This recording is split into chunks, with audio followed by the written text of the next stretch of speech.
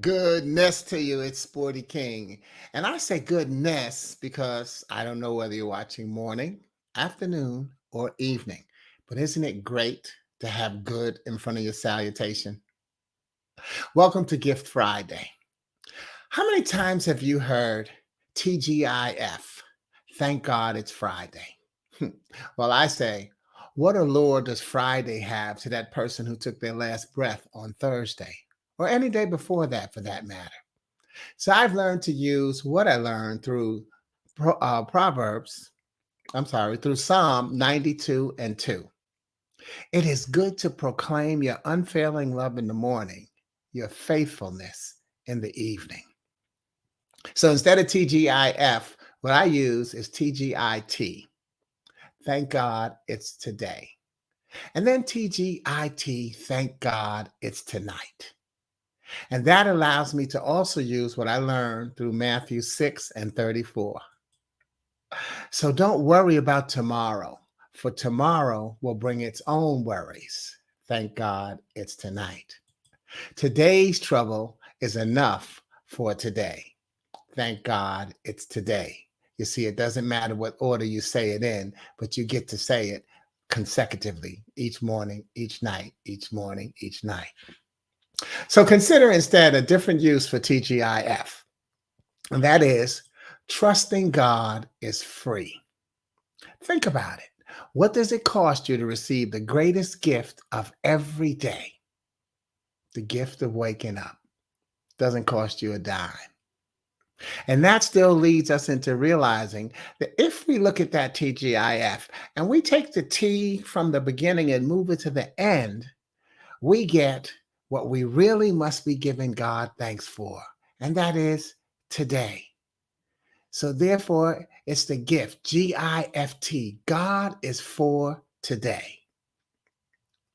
Gift Friday. This is my online sharing of one of my original poems or poetic messages inspirationally to help you share with someone else in person, in a group, in conversation, and with yourself sometimes to pick your spirit up. In fact, that's certainly what I got in plan today. I have in mind for you today. So what'll happen is here you hear me read the poem and the message. If you'd like a copy at the end of it, you can ask me to send you a copy of the poem. If you're on if you're on Facebook or LinkedIn, email me at sporty@sportyking.com and I'll send PDF, a colorful PDF copy.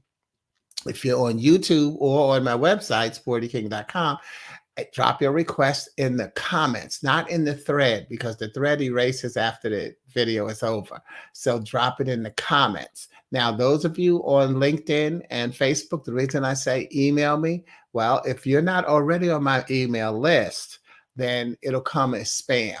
So that's why I need you to send me an email. And then that way I will be responding to your email and it'll go right through. If you're on my list already, you can actually just drop your name, drop it here in the thread and say, Sporty, send me a copy. All right. Okay. But here's what this is why I want to inspire you today with. My mother's actual birth date anniversary is coming up next Monday, August 15th. One of the things she used to always say, one of her favorite sayings is the reason I say birth date is because she said you only have one birthday. Every year after that is the anniversary. So that's why I say happy birth date. And if you're on my social media list, each year you get a wish from me that reminds you that is the birth date anniversary celebration. And by the way, that's coming up this month because my birth date will be August 27th, and that's when I change my message for the year. So, and I thank all of you who always say, "Oh, Sporty, I look forward to getting your messages every year." So, thank you on as I happily send that. But meanwhile, today I'm going to share two and a half things. One, a poem that I dedicated to her and all mothers. Some of her other sayings, that's one. Two, some of her other sayings and how they've manifested in my life. And three, that half thing, which is how the first time I heard the words, she used to say caught me off guard and continued the blessing of who she is in my life. You see, in 2011, I was facilitating a session on suicide prevention awareness with the South Carolina Army National Guard. And in my conversational flow with my audience, we were talking about the concept of loss. And so actually, uh, okay, oops, I got behind myself. She used to say, there it is. I got to watch my screen sometimes, right? Okay, but so we were talking about the concept of loss. So of course, I hit them with my affirmation, loss, LOSS, little obstacles strengthen spirits. And then I began talking about my experience of losing my mother. And when I heard myself say that phrase, she used to say, that was the first time I heard myself say it with any kind of finality, because I realized that that would have been the last time she said it, was the last time I would have heard it. I'll never hear her say it again. Haven't you said that when you quoted your mother, your father, son? Yeah, my mother used to say, and then she say something else, and you get it. You still say she used to say, or you say she always said, or they always said. Well, she used to say was now a final sentence for me. So I felt myself choke and regain control all in one motion, because I knew God had taken over and was blessing me with delivering the message that I needed to deliver. And I needed to be able to share the message that they needed more so than what I needed. And it gets easier to talk about every time about the loss, but not because I've gotten over it, because I've embraced living with it. I've had plenty of people say, how do you get over the loss of your mother? I say, I have no intention of getting over it. Learn to live with it. And I learned to live with it as one of her reminders of living in the moment and dealing with reality. Whatever you're going through, it's only here because you've already been through something. And what I recommend to you is to let that be fuel, not fear, for the next thing that you have to go through. Here are some of her sayings and how they fueled my life.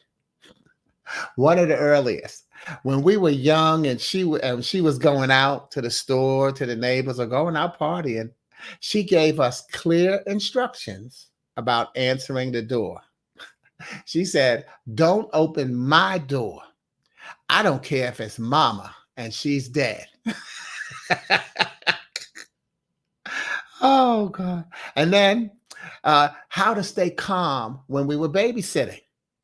Her or his stomach's full, diapers changed, let them cry themselves to sleep. It's good for their lungs. How to appreciate the food on our plates. If we'd say, Mommy, I want some more meat, she'd say, you better meet your Jesus. And then her saying about leadership lessons that actually helped me in coaching basketball. I run this. Remember where you are. What did I say? And see, that came to me once I was coaching, and one of my players didn't do something that I said, that I had told him to do. When I asked him why not, he said, he pointed to his father in the stands, and he said, because his father told him to do something else. Without even hesitating, I heard my mother say, what did I say? I didn't even turn around and looked at his father as I heard that in my ear, and I cracked up laughing to myself. What did I say? Oh, God. Well, here's what I say in poetry to her in 1995 and to you. This poem is called Mother. Yesterday, someone tried to define you. I laughed and told them that you are unique. I explained that you are at your strongest whenever you seem to be weak. And that though you are my mother, you are somebody's sister and friend. You put on new hats spontaneously. You work magic again and again. I help them understand that your wisdom is pure, that your touch is comforting, that your voice is soothing. Oh, I went on and on. I hope you don't mind. See, I'll always be your biggest fan, for you'll always be one of a kind. Mother, she'll always be one of a kind to me, especially as I remember what she'd say when I'd say, "Mommy, I'm hungry." She'd say, "Pleased to meet you. I'm Mary Louise." And hey, look, I'm proud to say I'm Sporty King. And thanks for joining Gift Friday. Remember, if you like a copy of the poem, if you're on Facebook or LinkedIn and you aren't on my mailing list, email me at sporty@sportyking.com so that I can reply to you. If you're on YouTube or my website, drop that in the comments, not the thread. If you are on my mailing list, again, you can drop that in the thread. Sporty, send me a copy. But remember, TGIT, thank God it's today. And TGIT, thank God it's tonight. Aren't those wonderful gifts? Have a wonderful weekend. And remember, joy comes in the morning. Thank you. God bless you and stay safe. Look, I'm going to do some quick shout outs. Normally, a Friday is not my interactive day, but I want to say hi to Betty. Hey, what's up, Betty? Send me a copy of the poem. You got it. I actually have you. And happy birthday on the 27th. Thank you. Thank you. And P.S., by the way, I'm going to be 67. That's the goal. So I'm still closing out 66. So anybody who hasn't wished me a happy 66, you still can. Because I celebrate all the way up to the next day, to when I switch that calendar turns. So I'm doing my closeout 66 right now. So thank you, Betty in Chicago. And then over there in Ohio, what's going on, Maxine? We missed you Glue Wednesday, but we're glad that you were in last week. So we got a chance to hear from you and see you again. And I'll see you next month coming up. And yes, happy birthday. Thank you. Thank you. Yep. So see, those are LinkedIn and Facebook comments I got so far. So thanks again, everybody. Y'all have a wonderfully safe weekend. And remember, God is for today. Ciao.